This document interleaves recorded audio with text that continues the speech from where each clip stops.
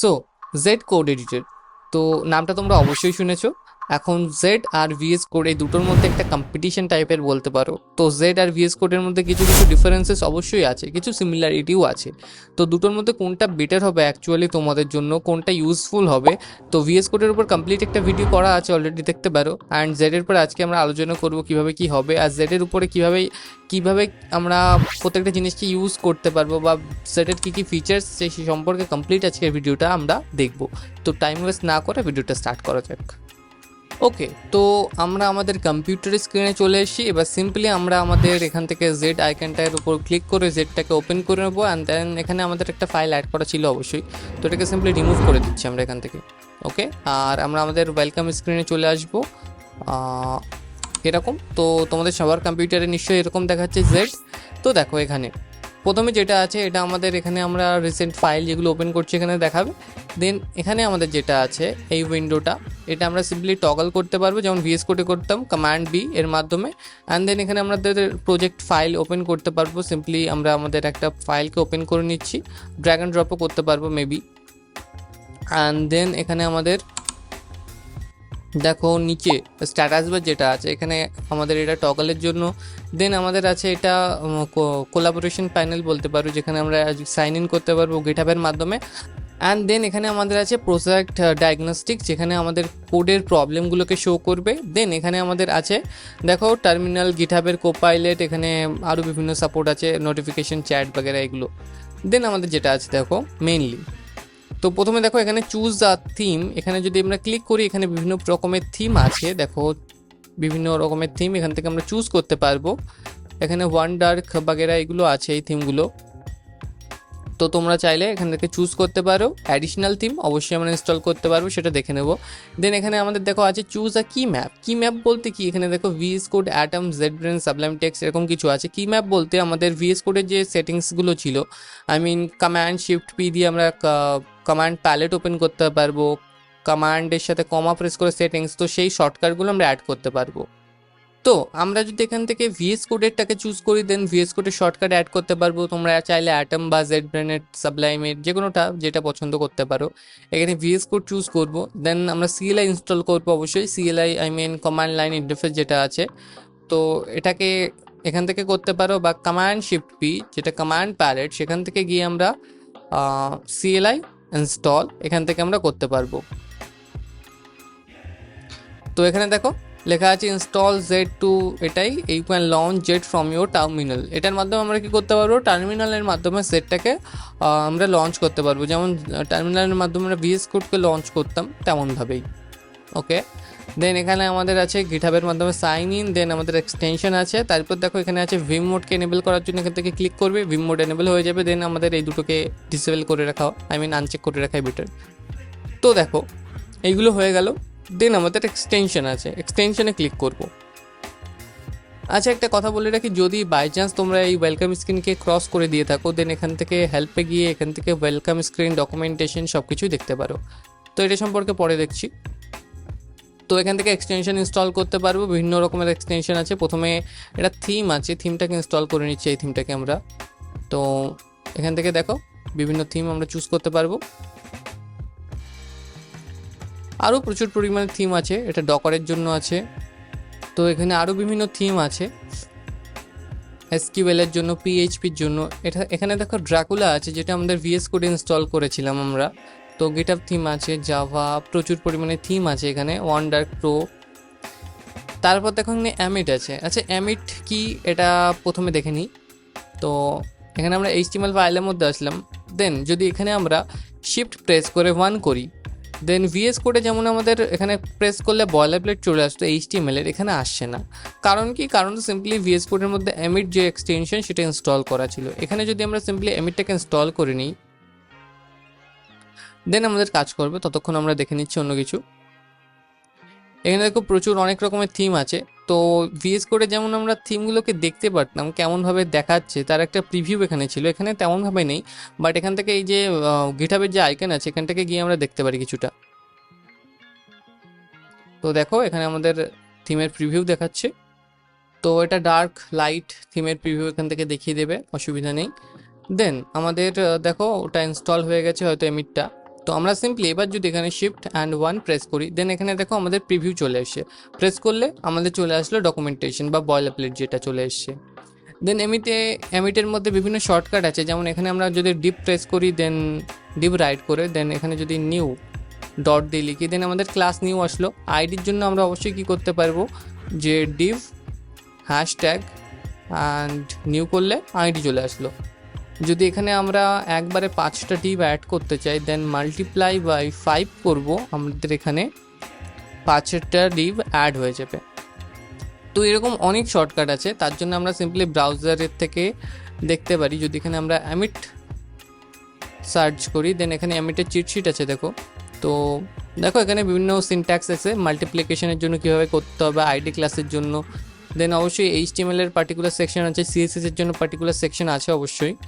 তো একটু নিচের দিকে যাব, তো এখানে CSS এর জন্য আছে কেমনভাবে আমরা ব্যাকগ্রাউন্ড বা আদার বিভিন্ন জিনিস আছে সেগুলো অ্যাড করতে পারবো।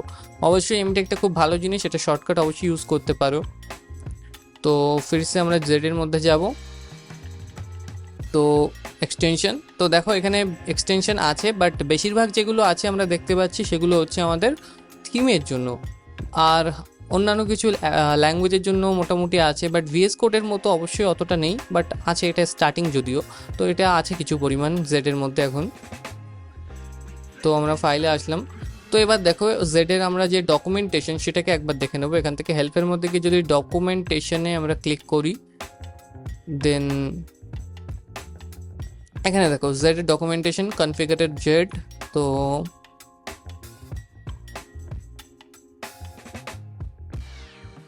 তো তো এখানে দেখো বিভিন্ন জেডের ফিচার্স আছে, এখান থেকে আমরা কনফিগারের মধ্যে গিয়ে দেখতে পারবো।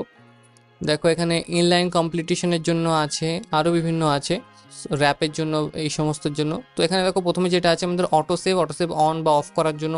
তো এগুলোর জন্য আমরা কি করতে পারি, বেসিক্যালি আমরা আমাদের জেসন ফাইলের মধ্যে গিয়ে এটাকে রাখতে পারবো, অ্যাড করতে পারবো আই মিন। তো এখান থেকে অটো সেভ এখান থেকে কপি করেও একেবারে লিখতে পারো। দেখো অটো সেভ অন ফোকাস চেঞ্জে করাটাই বেশি বেটার হবে।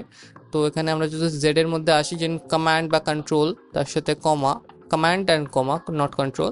তো এটা আমাদের জেসন ফাইল, এর মধ্যে আমরা রাইট করতে পারবো। দেখো এখানে আমাদের বেস কি ম্যাপ VS কোড সেট করা আছে, এখান থেকে থিম আছে, আর ভিম মোড ফলস আছে, টেলিমেন্ট্রি এখানে আছে, দেন UI ফন্ট সাইজ আমাদের 16 আছে। এখান থেকে এটাকে আমরা বেশি করতে চাইলে বেশি করতে পারবো, 18 করতে পারবো।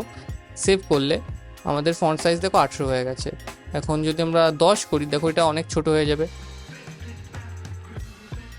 তো এখান থেকে আমরা সিম্পলি 16 করে নেব। দেন আমাদের ওয়াফো ফন্ট সাইজ হচ্ছে 16। দেন আমাদের নতুন যেটা অ্যাড করব সেটা হচ্ছে অটো সেভ। অবশ্যই এখান থেকে ব্র্যাকেটটা হাটিয়ে দিতে হবে। তো এখানে comma, auto save on focus চেঞ্জে সেভ করা আছে। অন ফোকাস চেঞ্জ মানে এখান থেকে আমরা সেটিংসের পেজে আছি, এখানে যদি আমরা ইন্ডেক্সের পেজে যাই তো এটা অটোমেটিক সেভ হয়ে যাবে, সেটা হচ্ছে অন ফোকাস চেঞ্জ। তো এখানে যদি আমরা কিছু রাইট করি, বাই ডিপটাকে আমরা হাটিয়ে দিচ্ছি এখান থেকে, এটাকে আমরা সেভ করিনি, জাস্ট চেঞ্জ করলাম, দেখো অটোমেটিক সেভ হয়ে যাবে। তো এটা অন ফোকাস চেঞ্জ আছে। তো এরপরে আরও বিভিন্ন আছে, অটো আপডেট অন করতে পারবো, বাফার ফন্ট ফ্যামিলি অ্যাড করতে পারবো, ফন্ট ফ্যামিলি যেটা চাই তোমাদের পছন্দ মতো অ্যাড করতে পারবে।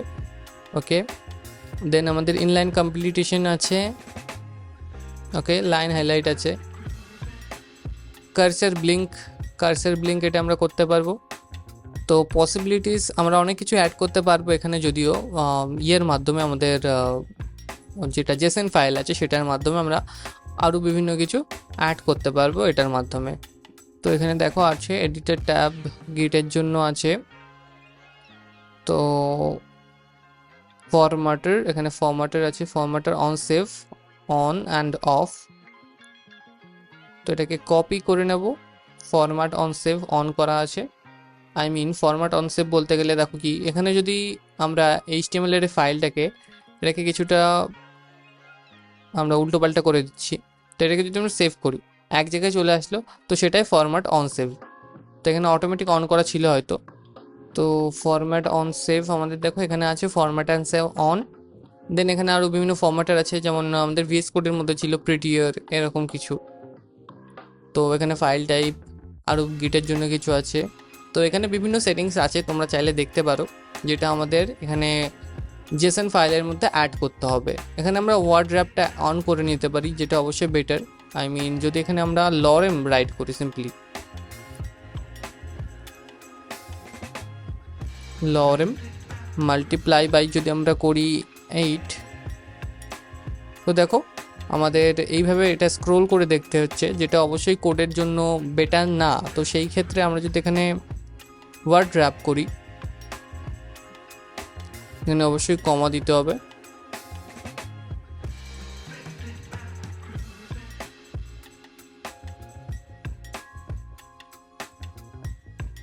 সফট র্যাপ আমাদের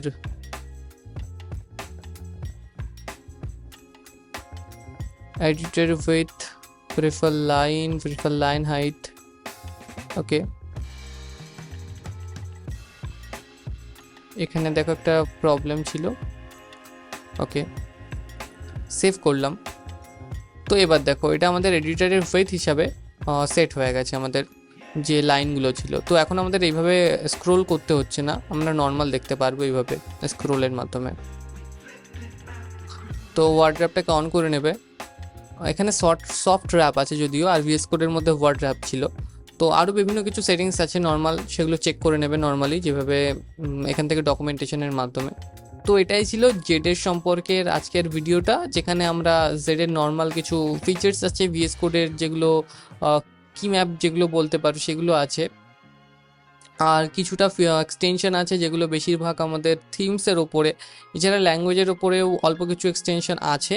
অ্যান্ড আরও বিভিন্ন ফিচার্স আছে ছোট ছোট, যেগুলো আমরা ডকুমেন্টেশনের মাধ্যমে অ্যাড করতে পারবো। আর ভিএস কোডের মতো আমরা যেভাবে দেখলাম যে জেডটাকেও আমরা টার্মিনালের মাধ্যমে অন করতে পারবো, আমি লঞ্চ করতে পারবো। তো এরকম অল্প অল্প কিছু ফিচার্স আছে জেডের মধ্যে। অ্যান্ড জেড এখনও অবশ্য যদিও উইন্ডোজ আর লিনাক্সের জন্য অ্যাভেলেবেল না, অনলি ম্যাকওএসের জন্য অ্যাভেলেবেল। তো সেটাও একটা প্রবলেম, কারণ বেশিরভাগ ইউজার অবশ্যই উইন্ডোজের জন্য আছে। তো অবশ্যই জেড একটা ভালো কোড এডিটর বলতে পারো, যেমন আমরা সাবলাইম টেক্সটকে ইউজ করতাম। তো জেড অবশ্যই ভালো, অ্যান্ড জেড ফাস্টও আছে। জেডের যেটা আমাদের ওয়েবসাইটে লেখা ছিল জেড আর ভিএস কোডের মধ্যে জেডটা ফাস্ট, বাট ওটা খুবই সামান্য, ওটা অবশ্যই নোটিস করার মধ্যে পড়ে না। দেন হ্যাঁ, জেড একটা ভালো কোড এডিটর বলতে পারো, বাট হ্যাঁ এতে ফিচার্স অনেক কম আছে ভিএস কোডের তুলনায়। ভিএস কোডে আমরা অনেক কিছু কাস্টমাইজ অনেক কিছু করতে পারবো, জেড এখনও আসেনি, কারণ এটা অবশ্যই নতুন, সেই জন্য বলতে পারো। বাট নর্মাল কাজের জন্য আমরা জেডকে অবশ্যই ইউজ করতে পারি। এটাই জেড সম্পর্কে কমপ্লিট ভিডিওটা আজকে ছিল। তো তোমরা জেড ভিএস কোড কোনটা তোমাদের পছন্দ, কোনটা ইউজ করছো অবশ্যই বলবে। আর জেডকে ইউজ না করে থাকলে অবশ্যই জেডকে একবার ইউজ করো। নর্মাল কাজের জন্য অবশ্যই ভালো, নর্মাল ছোটোখাটো প্রজেক্টের জন্য জেড অবশ্যই একটা ভালো কোড এডিটর বলতে পারো। তো আজকের ভিডিও এখানেই শেষ হচ্ছে, দেখা হচ্ছে পরের ভিডিওতে। Thanks for watching this video.